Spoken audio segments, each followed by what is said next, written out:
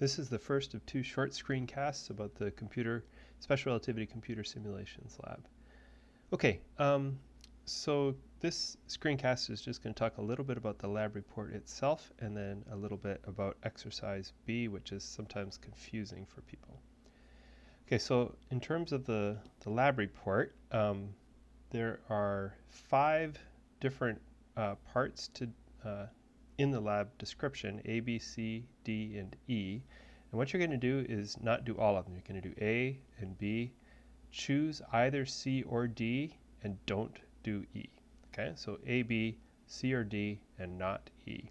You can do a group report, but with a maximum of 2 people in your group. If you work in a group, you have to do it completely, all parts completely together. So no dividing and conquering. You can't split up the lab and each do part of it. You need to do everything together. Your lab report itself is going to consist of a Word document, and if you do it in a group, then you have to include a statement that's at the end of the lab description that says, "We, the undersigned, have completed all parts of this lab report together as a group," and then you have to sign that. You could just type your name after that instead of actually signing it. You're going to turn in an Excel file with calculations as well, so you'll upload all of that to Moodle.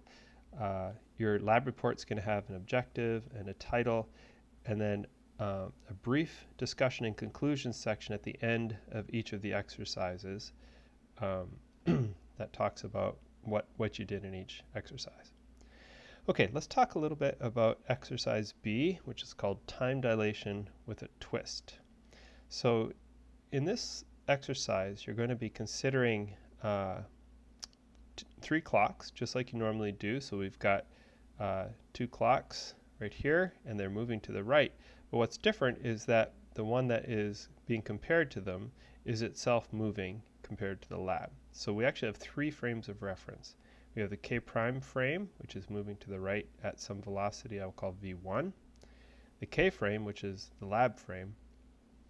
And then the K double prime frame, which is moving to the left at some velocity V2.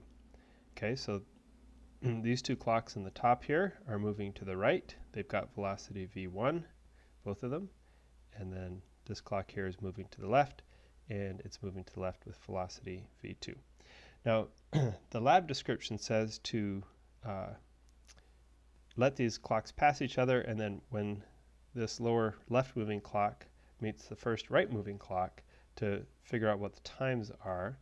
And I'm going to suggest that you call these times T1 prime, that would be the time on this clock, and look on this clock, and we'll call that T1 double prime. Okay, so prime and double prime because they're in the primed and double primed frames.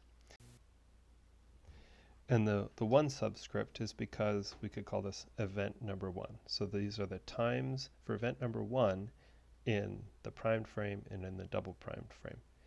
Okay, so now let's imagine looking a few moments later when clocks, the right moving clocks are maybe right here, moving to the right still at V1, and maybe over here, moving to the right at V1, and the left moving clock is right here, moving to the left at V2,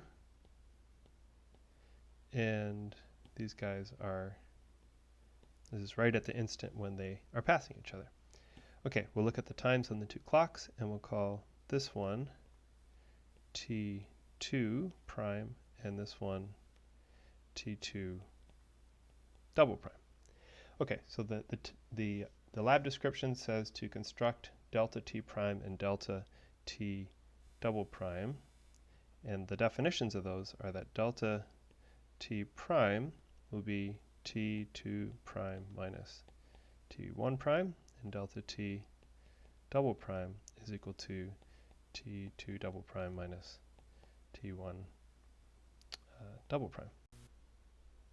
Okay, so now the claim is that one of these two, delta T prime or delta T double prime, is actually a proper time interval between these 2 events.